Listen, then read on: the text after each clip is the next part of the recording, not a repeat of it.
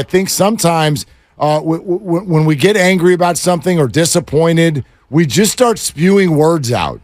And I want to know, I think jail is a good place to start. Well, what does this mean? It means Kyle does a stretch in prison. Okay, I'm sick of the 49ers getting a free pass. Yeah. All right, speak to it. 23-11 over the last 2 regular years. It's not good enough, Mark. And back-to-back playoff appearances, I'm not happy with that. All right, well, I know you, but you're being sarcastic. You think? Yeah, I do. Okay. You picked up on that. There are plenty of people who this is actual reality now.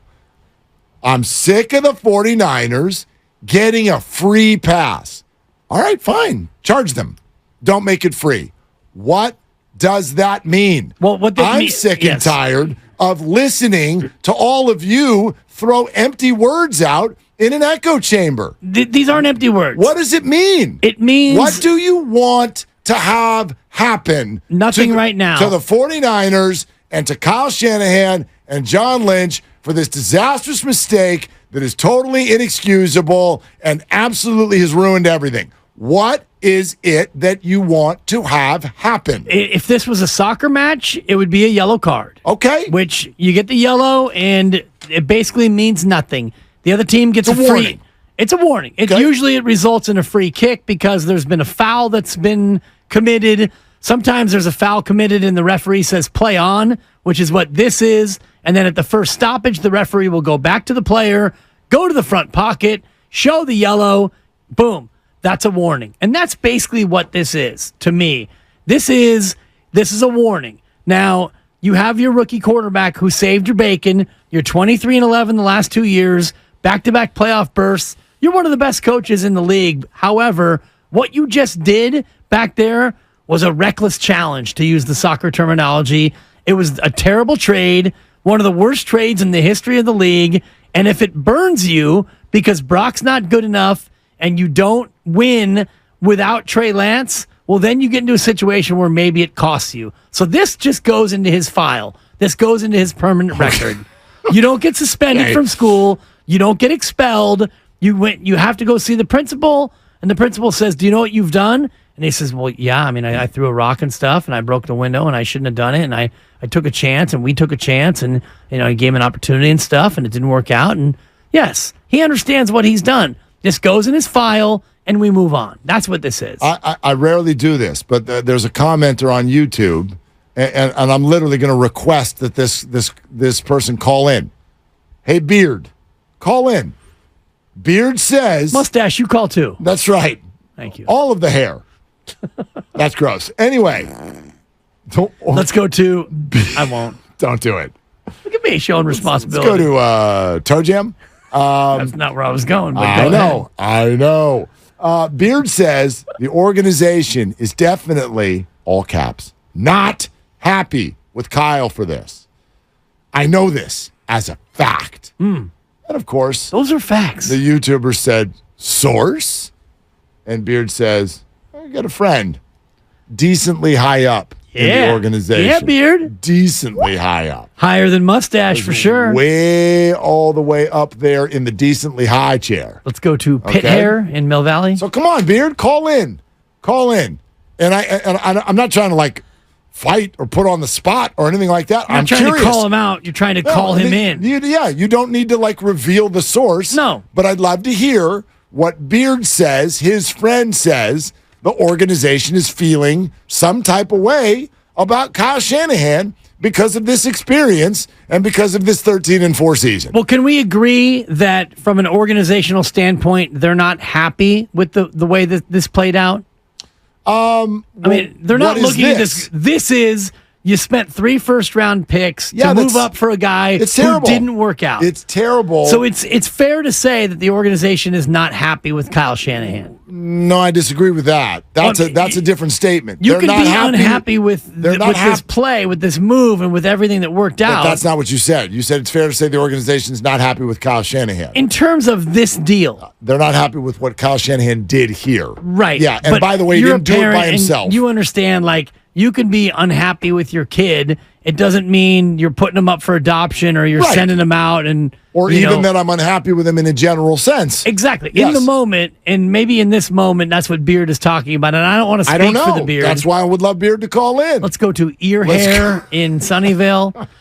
You worked hard to come up with a different No, I had spot like of 5. hair. I mean, Why don't you I'm just trying say, to head north. Let's go to eyebrow. Eyebrow and Los Gatos. Eyebrow's boring. I like to live on the edge. Nah, Let's go to, yeah. you fall off the edge too often. Yeah, but that's part of the fun. That's why Kyle and I are simpatico. Yeah, exactly. That's why we're kindred spirits. Listen, of course, no one's going to try to replicate this. But I personally would doubt highly that the organization is, quote unquote, unhappy with Kyle Shanahan. Maybe they're unhappy with the way this all went down. There might be some discord, some discomfort. Sure. But how can you sit here today as the 49er organization? How can you have a quarterback who's making $870,000? You're among the favorites to win the Super Bowl. How can you be mad at your coach? Well, you could be mad at him for 24 hours. Okay. I mean, and okay. I don't want to. I don't want to read too much into what Beard said, but I think the notion is somewhat accurate in terms of your employee did something that you are not happy with, and you're not happy with that employee, and then the next day goes by or 2 days goes by, and you realize you still love the employee because Kyle Shanahan's a great coach. He's a great play caller. You've won 23 of 34 games in the regular year, back-to-back playoff teams, and you're poised to do even more this year. You can be mad at him on Friday, and come Monday, everything is both hunky and dory. My dude, I have no doubt that somebody threw their tennis trophies off the wall inside the offices. Jed York played tennis? Somebody does, right? Doesn't that seem like something he would do? Rich people playing tennis? I feel like you're profiling rich people. I am. Somebody threw their polo trophy across the room. Marge, where are my tennis trophies? Totally. Yeah, somebody threw something across the room here. Yes. This is high-level stuff. And it was like unprecedented in terms of the way it went. And by no stretch does the 49ers having a good team mean that you can just forget your process and act like it didn't happen. You don't want to better yourself. You don't want to not fall into the same trap again. All of that is completely fair. I guess where I stop is the people who have reached a general sense of discord with regard to the Niners and Kyle Shanahan. Like you've reached the conclusion that he's just a big old flippin' idiot. He's just a complete moron running amok. I like moron. Moron running amok in Santa Clara, driving an organization into the ground. Is that your current perception of the 49ers? See, I don't think so. And I won't speak for Beard, but I don't think that, again, was it a fireable offense to do what he did to trade up for Trey Lance and then get rid of Trey Lance for a fourth? Yes, except for the fact that you've won 23 of 34. Everything is contextual. Normally because of what that usually leads to. Exactly. Yes. But you know what? It hasn't led to anything. You know what it's led to?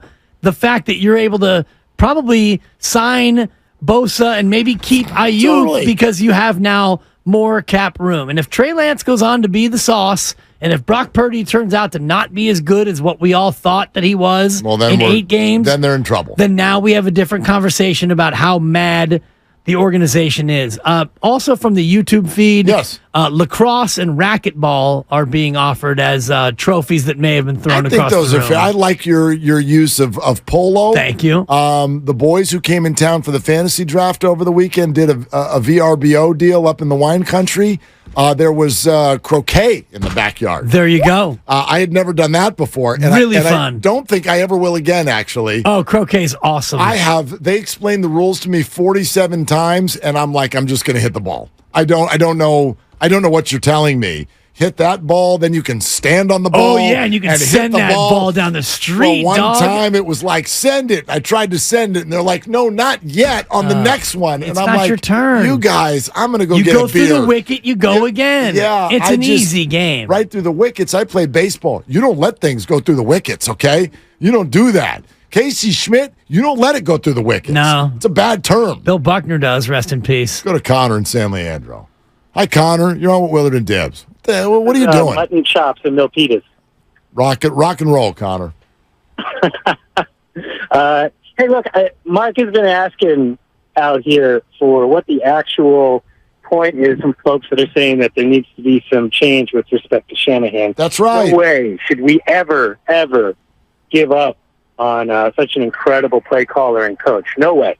But he does have this unorthodox control over personnel. And, the conversation that's going on, I think, off the airwaves, not on 95.7 The Game, maybe online, is, we hear these rumors that Adam Peters is actually more responsible for these late-round draft picks. And then you hear that Brian Griese, the quarterback coach that Kyle recruited, he had to stand on the table for us to get Brock Purdy. And so a lot of the things that are kind of our saving grace right now are accidents of a system that currently puts Kyle Shanahan in charge of both calling the plays and full-time determining, who's on the team itself. And that second part, I think it's time to think about a role change. Okay. Ask Kyle Shanahan, in the name of humility, in the name of missing the biggest swing he's ever taken, why don't you step back and focus on play calling and let some of these other guys who have been standing on the table to save us in late rounds do the opening round? Yeah, but Connor, but okay, this is an interesting subject because what you're saying makes all kinds of sense. However, I don't know, and I mean that. I really don't know if that's how it's going. You're insinuating that Kyle picks the early picks and then other people pick the late picks. I don't think anything is ever that defined. In other words, this is always a conversation among multiple people when you come to a decision on these things. Nick Bosa is not an offensive player. Does Kyle get credit for that as an early round pick, or did someone else do that? Or if someone else had to stand on the table about Brock Purdy, then the other people in charge get credit for listening, don't they? I guess what I'm saying is all of these picks are multiple people coming together on a decision, and if you disagree, you've got to lean a certain way, but nothing is any one person, right, Connor? Well, I would actually say that during some of these press conferences, when you got the entire Niners press corps aligned, the questions that you and I still have after this really great exchange, I wish they were asking these with a little bit more urgency. What exactly is the nature of your control over personnel? And that's when we say that the Niners get a pass, because Kyle doesn't have to face these questions. We're all going to say it's an unanswered question and he gets the benefit of the doubt. Maybe it's time to start asking more pointed questions about exactly this point. Well, I think that's very fair. Connor, thanks. It's a really good call. But I'd also say this. Just because you ask the question doesn't mean you're going to get the answer that you want. Kyle Shanahan and John Lynch were asked on Thursday, what's the future of Trey Lance? And they looked at everybody and said, we really expect him to be on this team, and we want him to be on the team. And then they went to bed and woke up, and he's a Cowboy. So if I asked Kyle Shanahan that right now, and we went out to practice today, hey, Kyle, tell me how this works. Who drafts? When you draft a player, when you evaluate a player, how does that work? Who's in charge of the first round? Who's in charge of the second round? Does that evolve as you move through the rounds? Do you listen more late and decide more early? How does that all work? What kind of answer do you think you're going to get? Well, we have a group of people that all work together and stuff, and we have a consortium of people and stuff, and we all work together, and we have guys on the board and stuff, and we have the scouts, and then there's John and Adam and me and stuff, and we all work together and stuff, and then ultimately when the pick has to be made and stuff, we decide the player we're going to pick, and it's kind of our process, and we have a process that we like to stick to, and it's a process that we value and stuff, and that's usually what we try and do. Does everybody feel better now? I thought I explained it perfectly. I thought you did a great job. I literally think you gave the answer that Kyle would give. Right. And you got at least like 12 stuffs in there. And a couple of ums. Which is high level. And the other, the short answer is, it's none of your business. Is that right? The short answer is, correct. The short answer is, we all sit in a room and we talk about it and we make the decision. Yeah, we love this stuff. And if you want to give Adam Peters credit for the good picks and Kyle Shanahan blame for the bad picks, or vice versa, or if you think that John's a figurehead or John Lynch does it all, you're all way off the mark, because ultimately they know Adam Peters, John Lynch, Kyle Shanahan, Kyle's staff, John's staff, all the rest of them, they rise and fall together. Correct. If this Trey Lance thing blows up in their face, if Trey Lance goes on to be a really good Pro Bowl quarterback and the Niners don't ever make the playoffs again, they're all fired. And if Trey Lance goes on to not be any good, or even if Trey Lance is okay, if Brock Purdy leads you to the Super Bowl, you all get extensions. Totally. That's how this goes. Exactly so right. we can all try to like microscopically break down everything and assign blame and credit and all the rest of it. It's all a group thing.